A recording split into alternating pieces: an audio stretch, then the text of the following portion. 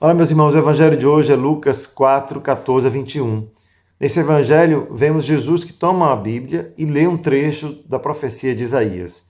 O trecho que ele lê é o seguinte: O Espírito do Senhor está sobre mim, porque ele me ungiu para que dê a boa notícia aos pobres. Enviou-me a anunciar a liberdade aos cativos e a visão aos cegos, para pôr em liberdade os oprimidos, para proclamar o ano de graça do Senhor. Depois que Jesus lê essa passagem, ele diz: Hoje se cumpriu essa passagem da Escritura. É claro, quando diz o Espírito do Senhor está sobre mim, quem escreveu há muitos anos antes não imaginaria nunca que era o próprio Jesus que iria ler. Portanto, este eu desse trecho, o Espírito do Senhor está sobre mim, cabe a Jesus. Isto é, todos nós que teríamos lido esse texto e teríamos pronunciado dessa forma: o Espírito do Senhor está sobre mim, certamente teríamos a convicção de que não se trata de mim, eu, você que está lendo. Mas depois que Jesus lê esse texto e diz isto se realizou, ele está de fato reconhecendo que é ele, a sua missão, que está ali sendo descrita. E de fato o Evangelho de Lucas vai depois contar que Jesus, ao longo do seu caminho, fez tudo isso mesmo. Portanto, aquelas coisas que estão escritas ali são aquelas que representam a esperança do povo de Israel de que Deus haveria de enviar o Messias, o ungido. Por isso o Espírito do Senhor está sobre mim, ele me ungiu. Isto é, Jesus é o Messias, o ungido. E ele mesmo se proclama ao ler esse trecho, que aqui hoje começa então meu ministério. Nesse evangelho temos esse detalhe. Mas o que hoje gostaria de chamar a nossa atenção é o que significou mesmo aquilo que Jesus disse que aconteceu.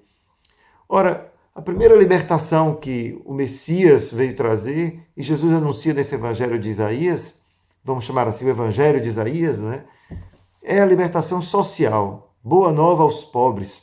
Os pobres são uma categoria social, né? São aqueles que não têm condições econômicas de viver, são os pobres mesmo, pobres de tudo. Ele veio anunciar uma boa nova aos pobres. E a gente pode se recordar do Magnífica de Maria, quando ela mesma anunciou, quando encontrou Isabel: minha alma engrandece o Senhor, porque libertou, melhor, porque despediu os ricos de mãos vazias, né? Saciou os famintos. Então, esta boa nova, a boa nova do Messias que veio para saciar a fome de quem vivia na miséria. Então, essa é uma miséria física. Portanto, é uma libertação social que Jesus veio anunciar nesse texto. Mas não só isso. Ele fala de liberdade aos cativos. Ora, não é o cativo desse texto, são aqueles que são aprisionados por outras razões, que não são simplesmente os que estão presos nas cadeias porque cometeram crime. Esses não são apenas cativos, eles estão cumprindo uma pena, eles estão pagando o preço por um erro cometido. Mas os cativos no tempo de Jesus se referem àqueles que foram levados cativos para a Babilônia, levados aprisionados para o exílio. Por qual motivo? Político. Porque a Babilônia, porque a Síria invadiu o território de Israel e levou cativo o seu povo. Portanto, levou como prisioneiro de guerra. Eram prisioneiros políticos, porque afinal a razão era política, era o domínio político, governar sobre a terra de Israel. Então, os que foram dominados politicamente pelos babiloneses foram levados cativos. E o Messias veio anunciar a libertação. Portanto, uma libertação também política. Mas depois ele fala que vai devolver a visão aos cegos.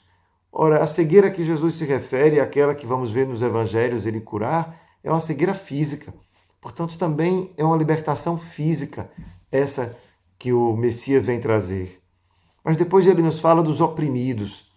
Bom, a opressão ela pode vir de todos os lados, né? Ela pode ser uma opressão política, uma opressão física, uma opressão social, todos aqueles outros já ditos, né? A opressão social, política e física já foi nomeado, mas faltou uma opressão que ainda não foi nomeada e essa Jesus também veio nos libertar. É a opressão do pecado, portanto é uma libertação espiritual. Ora, não ficou nada de fora daquilo que o Messias veio fazer. É uma libertação social, política, física, do mundo material, mas também do mundo espiritual. Todas as realidades humanas estavam ali.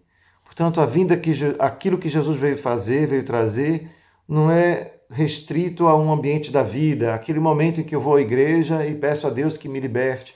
Não, Jesus veio para a nossa vida toda. É a vida integral.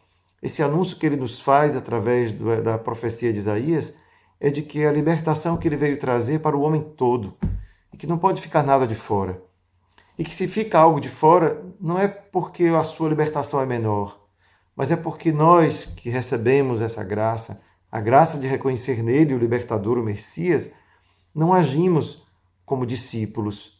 Portanto, se as questões sociais ainda continuam oprimindo e tem pobres, seremos responsabilizados por isso, porque Jesus já nos trouxe uma esperança, nos dizendo, olha, pobres são aqueles que de fato, na sua pobreza, conseguem reconhecer que só de Deus pode vir a sua maior riqueza e, portanto, não tem neste mundo nenhum bem que lhe apegue.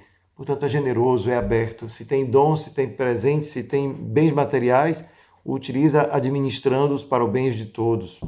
Isso é uma alma convertida para o Messias. E assim a gente pode dizer todas as outras etapas que foram cumpridas nessa palavra que hoje escutamos de Isaías. Então, todos nós somos convidados a receber do Messias, não uma palavra mágica que liberta como uma vara de condão, puf, estamos todos libertados, porque afinal o Messias chegou.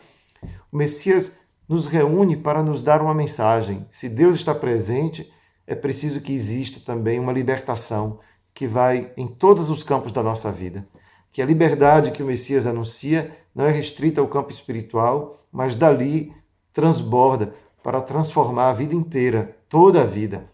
Os motivos psicológicos que temos para ser cativos, motivos físicos, políticos, espirituais, não importa de onde venha, Deus traz uma palavra de libertação. Isso significa jubileu. Por isso que ele termina dizendo para declarar o ano da graça. O ano da graça é o jubileu. É o jubileu que significa onde Jesus está, existe um jubileu. O jubileu é todo dia, toda vez que nos encontramos com Jesus, porque nele nos libertamos, nele nos unimos para construir uma libertação que deve progredir no mundo. A libertação que começa em mim, mas que precisa se expandir. Que este ano de 2016 seja um ano assim, um ano de grandes conversões e de grandes libertações na vida de todos nós. Um grande abraço.